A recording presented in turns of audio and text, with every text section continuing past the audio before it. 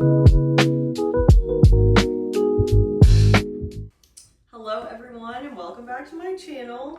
I thought today's video we could talk about some of the thrillers that have come out in the last few months because they've been so insanely good. Like 2025, we've been blessed with new thrillers, so let's talk about some of them.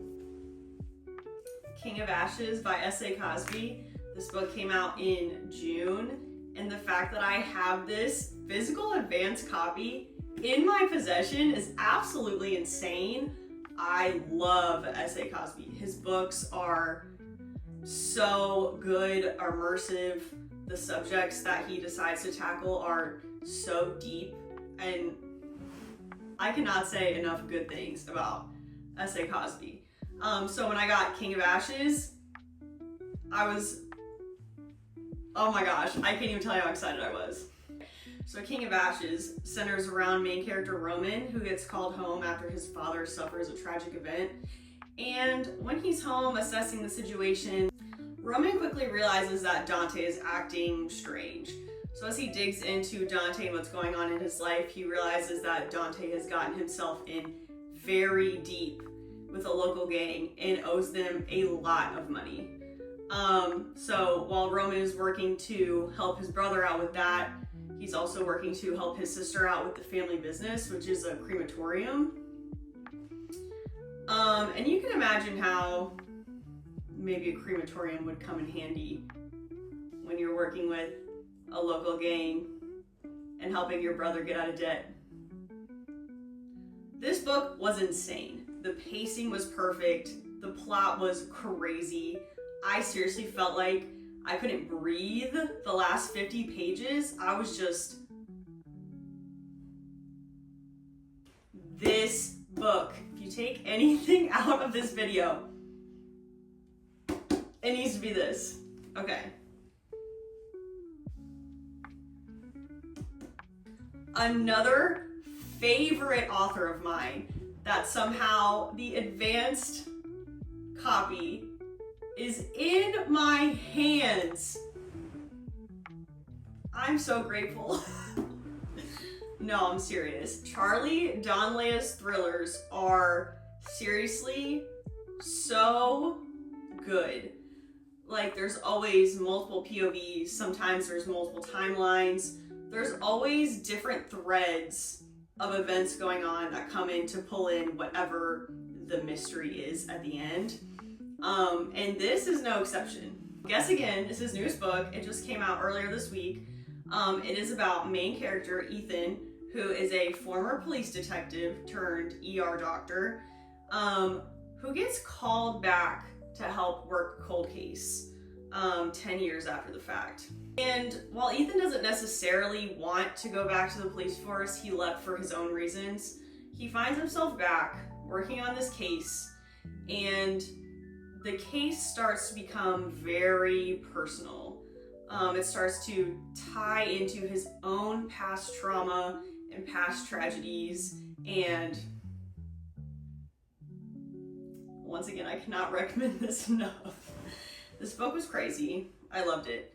This was 5 stars for me, just as this was 5 stars for me. These are 2 of my favorite books that I've read this year.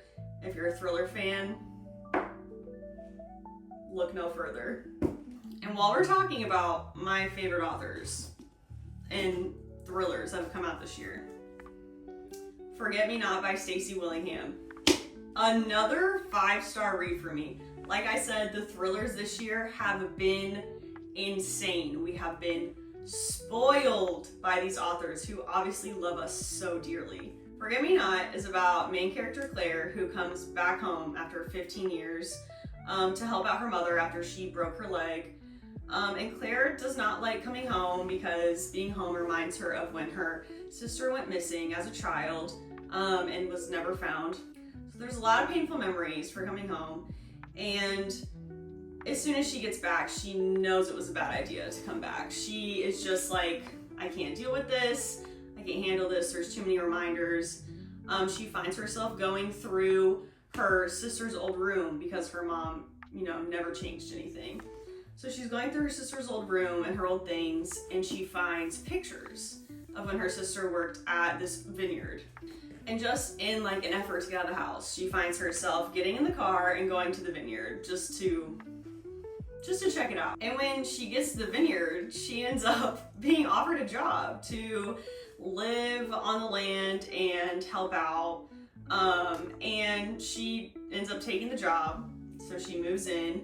And the couple that owns the vineyard is different. She really can't like nail down the vibes of why they're acting so strange until she finds an old diary shoved in the guest house that she's living in. And she is obsessively reading this thing, trying to figure out what the deal is here. And then all of that comes crashing back into her past, and I'm not gonna say anything else because I don't want to spoil it, but so freaking good. This book comes out later in August, but if you book the month, you can get it now. Don't miss this one though. Stacy Willingham writes such good thrillers. And if you have to wait on this one, go pick up some of her other books. You really can't go wrong with any of them, but All the Dangerous Things is probably my favorite of the 3 that she has out right now. Don't miss it, guys. Take my advice. Another thriller that has come out this year is called Don't Let Him In by Lise Jewell. Now, if you're a thriller fan, you are probably very familiar with Lise Jewell and her books because she has so many of them and she is so good at what she does. Don't Let Him In centers around main character Patty, who dies tragically when he is pushed in front of a train, and his family is left to deal with the fallout of that tragedy. And there are lots of people who knew Patty that are sending condolences to their family. And everyone seems relatively normal, offering nice stories of how they knew Patty and whatnot, except for one person who claims he was in Patty's past that his family just cannot place. And this man gets very close to Patty's wife, and his daughter is very unamused with that. She just knows that there's something wrong with this man, and she digs deep into his background until she can figure out exactly what his business is getting so close to her family. This book stressed me out. I was seriously like, Kill Your Darlings by Peter Swanson. Once again, if you're a thriller fan, you're probably familiar with Peter Swanson and his books. He is king of a slow burn thriller. Kill Your Darlings is about a couple who has been together for a long time, and the wife isn't really sure that she can trust her husband anymore. And the story of how that unfolded is told in reverse. So it's from present day and then works backward to when they met. And this, although a slow burn, had me gripped.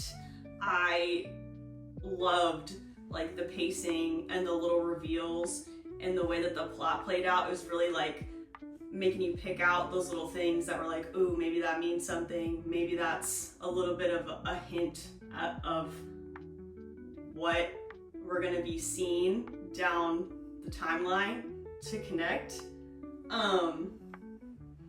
Recommend this one. I loved it. Another thriller that came out recently is called The Ghostwriter by Julie Clark. I did not get an advanced copy of this. It actually wasn't even on my radar until I saw it pop up as a book of the month option. This book was so good. So Ghostwriter is about Olivia, who is a ghostwriter.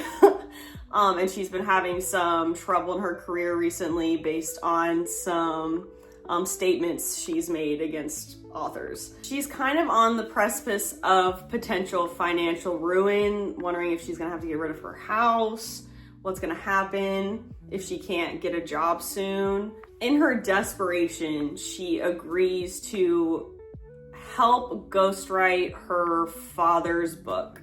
Her father is an acclaimed horror author who she's also been estranged from for quite some time. She's been estranged from him because he is a suspect of a double murder. in the book he needs help ghostwriting is the story of the crime that he is accused of.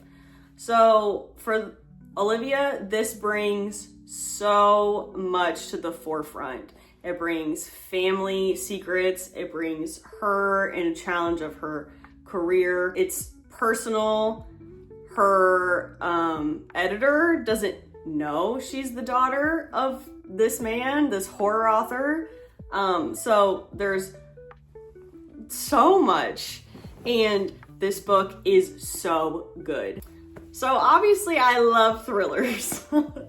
If you've read a thriller recently that you've loved, please comment it below. Maybe we can chat about it. If you like this video, please remember to like and subscribe, and I'll see you next time.